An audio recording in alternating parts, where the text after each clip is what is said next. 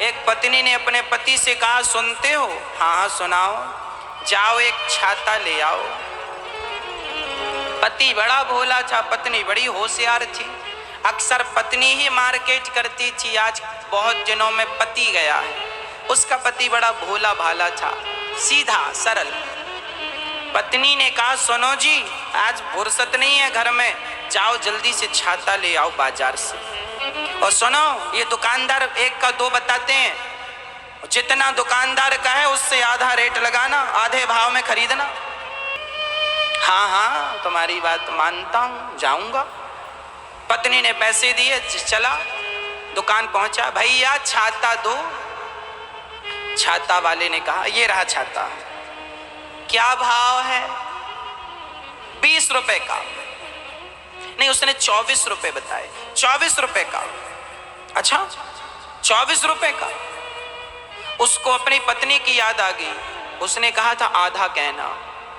उसने कहा, सुनो 24 रुपए का तो हमारा बजट नहीं है, यदि देना है 12 रुपए का दो, आधा। 12 दूनी 24 होता। हाँ 12 रुपए का चाहिए हमें, 12 रुपए का दो। पत्नी ने कहा, आधे में बोलना। दुकानदार ने कहा, देखो साहब 12 रुपए का तो नहीं मिलेगा, पर मैं एक काम करता हूं, तुम्हें 20 का दे सकता हूं, 20 रुपए का छाता। उसने फिर कहा आधा। नहीं, अब तो मैं 10 का लूंगा। पत्नी की बात याद आ गई। 10 रुपए का आधा। 10 में देना है तो बात करो। उसने कहा, सुनो मजाक का टाइम नहीं है, ग्राहक खड़े हैं। यदि छाता लेना ही है, ये अच्छी क्वालिटी का छाता है, बढ़िया। यदि लेना ही है तो मैं 18 रुपए का दे सकता हूं, बस इससे 1 रुपए कम नहीं होगा। अच्छा 18, 9 रुपए का लूंगा। आधा। उसकी पत्नी ने कहा, जितना का है उसका आधा।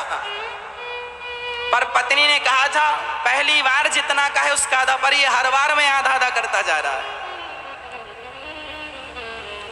9 रुपए का। दुकानदार ने कहा, यार तुम्हारा दिमाग खराब है, 9 रुपए को कोई छाता आता? नहीं भाई 9 रुपए का चाहिए। अच्छा दुकानदार ने कहा, अच्छा एक काम कर, आया है पहला ग्राहक है, मैं चाहता नहीं हूं कि तू यहां से जाए। एक काम कर, मैं तेरा बजट बहुत कम है, इसलिए एक काम कर 14 रुपए दे दे। चल 7 रुपए दूंगा। 7 इस भाव में देना है तो बताओ। अच्छा छोड़, तूने पहले 12 कहा था, चल 12 का ले। 12 6।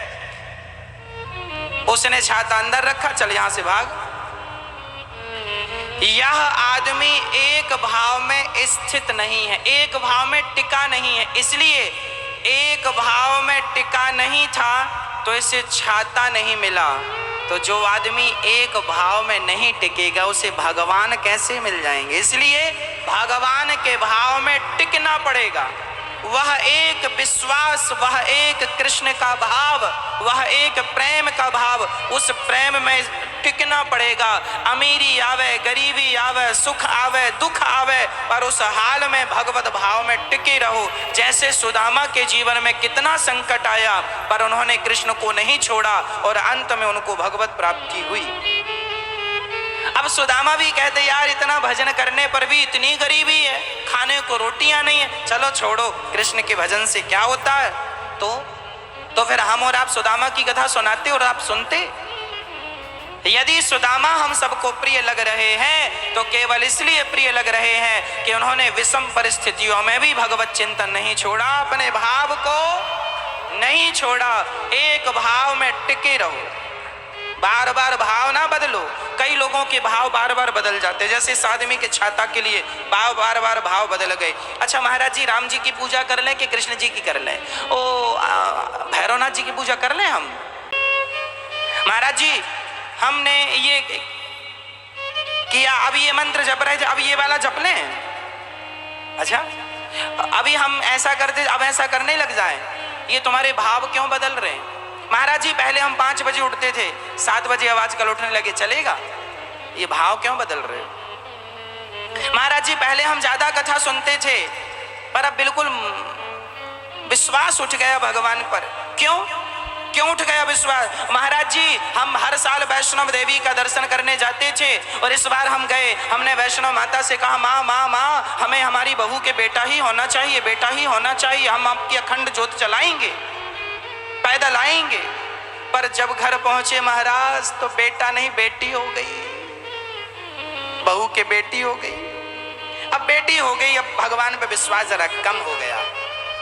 हम अब वैष्णो देवी हम नहीं जाते, अब कथाएं भी कम सुनते हैं, क्योंकि बेटा चाहा था, बेटी क्या मिला इतना कुछ करने के बाद? हमने कहा बैठो यहां तुम।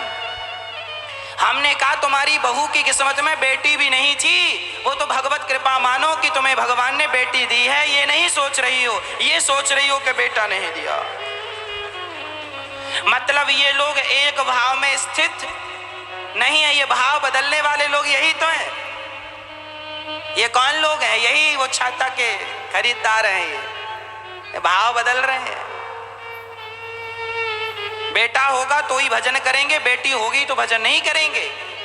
और महाराज जी भगवान की भक्ति करते हैं, घर में कोई मरना नहीं चाहिए, और घर में कोई मर जाता है ना किसी के, अब तो भगवान की पूजा नहीं करेंगे, मंदिर नहीं जाएंगे। क्यों? घर में कोई मर गया जवान, अच्छा तो तुम पूजा इसलिए करते थे कोई मरे ना? तो बताओ इस दुनिया में एक ऐसा घर बताओ जिसके घर में आज तक कोई मरा ना हो। पूरी दुनिया में एक घर ऐसा खोज के बताओ जिस घर में आज तक किसी की मृत्यु ना हुई हो, बताओ है कोई ऐसा घर? क्या कोई नहीं मरेगा? ऐसा हो सकता है?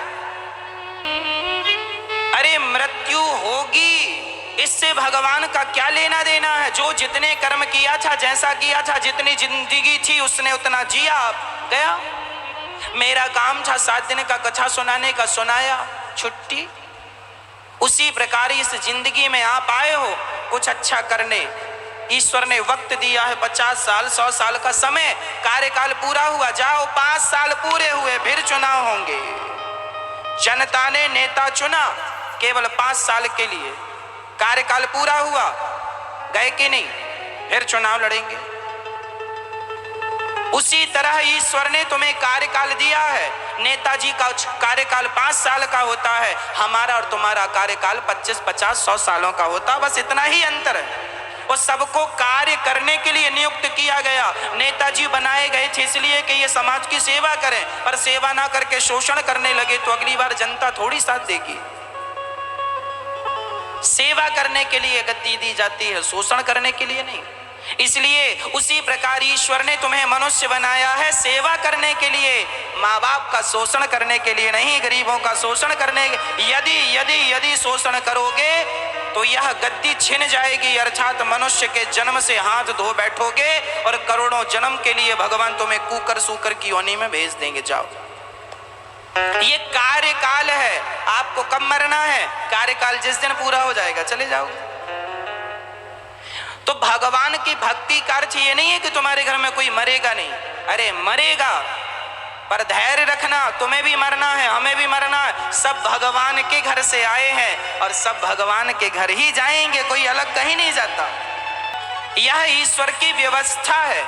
जरा सोचो कि आपकी सास अभी तक जिंदा होती और सास की सास भी अभी तक जिंदा होती और उसकी सास भी अभी, अब सोचो मौत ही ना होती और पैदा होते रहते पैदा हो, मरे कोई ना, तब सोचो फिर आपके घर में कितनी सासें होती। बहू की तो कमर टूट जाती पांव पड़ते पड़ते, सास की सास की सास की सास की सास की सास, और कहाँ बैठते, एक के ऊपर एक बैठते, फिर सास की जैसे घड़ा एक के ऊपर एक नहीं जमा देते, ऐसे सास के ऊपर सास के ऊपर बैठी होती, फिर घर में जगह ही नहीं थी।